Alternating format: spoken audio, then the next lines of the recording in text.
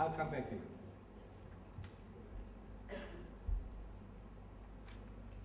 I think one of the biggest perceptions about the Commission is that it is not independent. And that is because of the various statements it's made. For example, they addressed a group of diplomats, and the commissioners talked about we as part of the government. I think that gives a wrong impression. And so many other things which I cannot bring up at the moment because I think it will take too much time. But the point is, the commission is an independent commission. It has its own body of officers. It should act independently of the government. I know you say that laws have to be sent to the AGs for vetting, but actually the law emanates from you, the commission. Of course with inputs from the government and all that, but you are in the seat to say whether they should go in or not. I do not know whether you have a unit in the Prime Minister's department that governs you, because you are not a department of the government. You are an independent commission.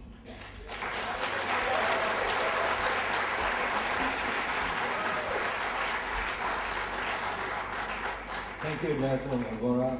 We take note of these points. The panelists will also take note of these points and will respond later, all right? Yes, please. Doctor, I thought you, yeah, you come in. Well, can you wait to take the mic, please? Use the mic. I'm Pushpalingam. I just want to know, in the election there is no corruption involved. The election commission can take action against the people. Why after the nomination, the BN government go and spend so much money, and everybody knows, I'm sure everybody knows, spend so much project, so much development, is that cannot be considered as a corruption? Or can't you take action on this matter during just the one week or 2 weeks? You can see it yourself. Why you are not taking any action on that matter? Yeah, thank you. I think you made your point. We will record it. No, one more thing. I want to know, the age of 21 cannot be automatically registered because the address of various places they cannot identify. But when the people come for age of 21, compulsory to change the IC, and they got to give the original address. So they will get the original address. You can register under the electoral roll when they come for changing from the 12 years to 21 years age. So there is no problem. You can change you can make them as voters. Thank you very much. Thank you. Yes, please.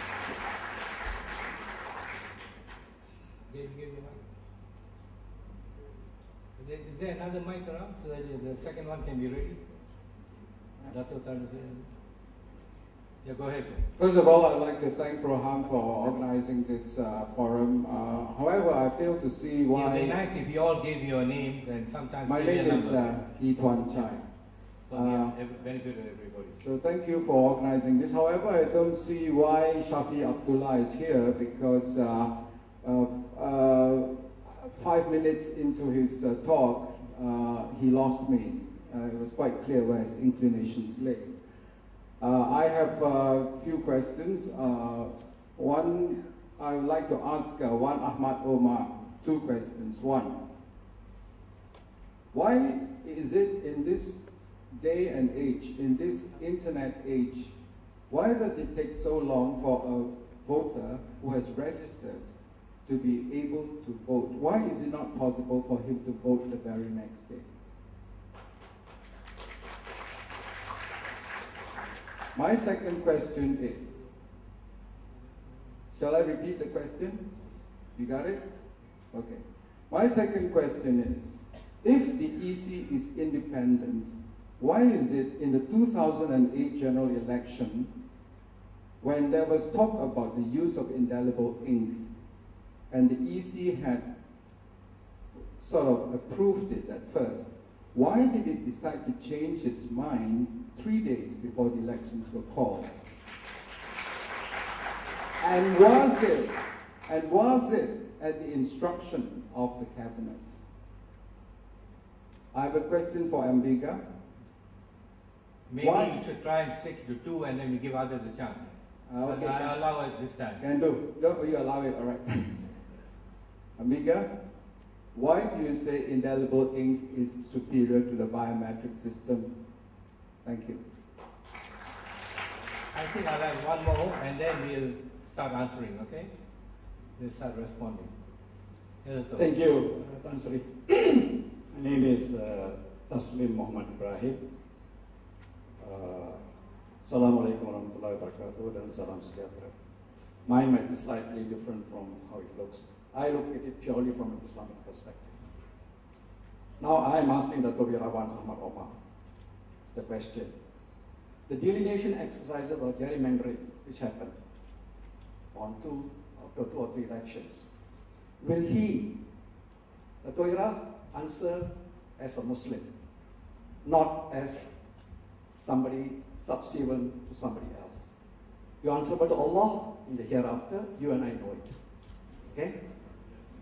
Are you denying that the gerrymandering exercise was done, the delineation exercise was done after every time Barisan lost a particular constituency? Don't forget, I was part of the system for 35 years, so I also know what happened.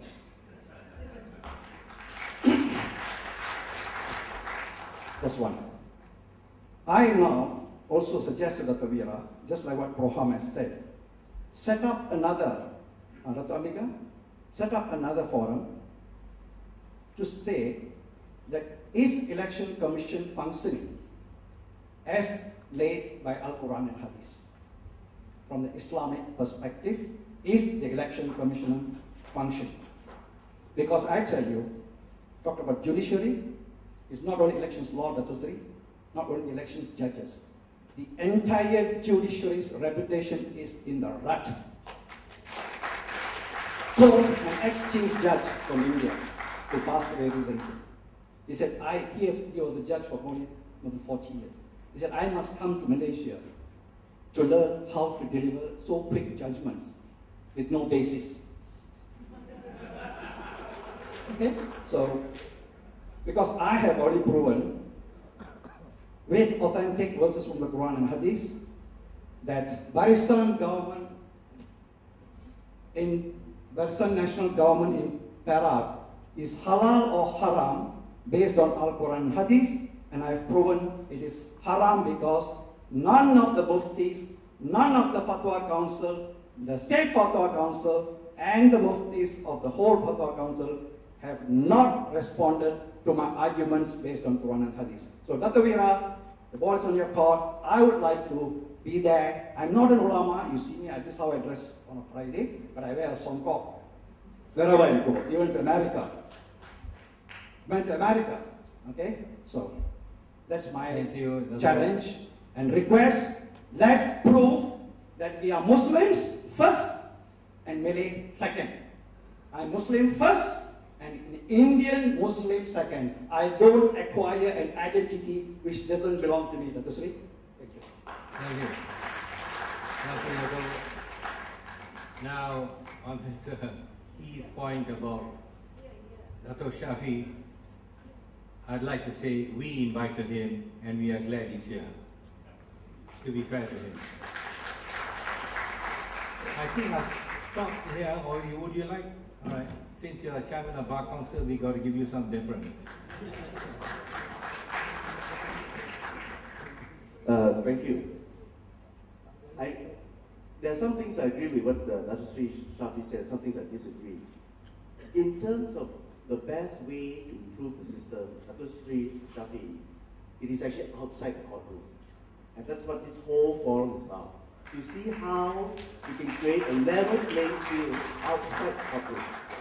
And in response to some of the comments made about the judiciary, I have actually acted for 2 Pakadang Rakyat state assembly persons after the 2008 elections, and they successfully defended an election petition challenge. So please do not think that all our judges are pro-government or pro-establishment. There are some judges who rule fairly.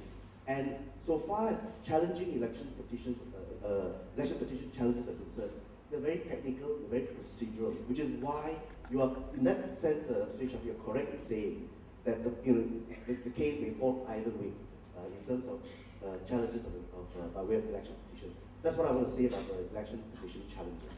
Coming back to Datuk Wira Wan Ahmad Omar, I do applaud you for agreeing to come here to engage the Rakyat. But I pose this to you. Can you not take this to another level by way of a proper working group? Have proper working group engagements with Dato' Ambiga, per se 2.0, Suhakam. Suhakam in 2007 has come up with a brilliant report. Unfortunately, in this country, we have many commissions, as we all know. Suhakam comes out with all these brilliant freedom of assembly report, election reports, but no one in authority and in government actually bothers to pick it up, read it, engage Suhakam, and implement his recommendations. I urge Dato' Wira Wan Ahmad Omar to engage various civil societies and come up with a proper electoral reform instead of going directly to the AGC, and then now we learn about it through the newspapers. Engage and then submit it to the government for change, for the better. Thank you. Thank you.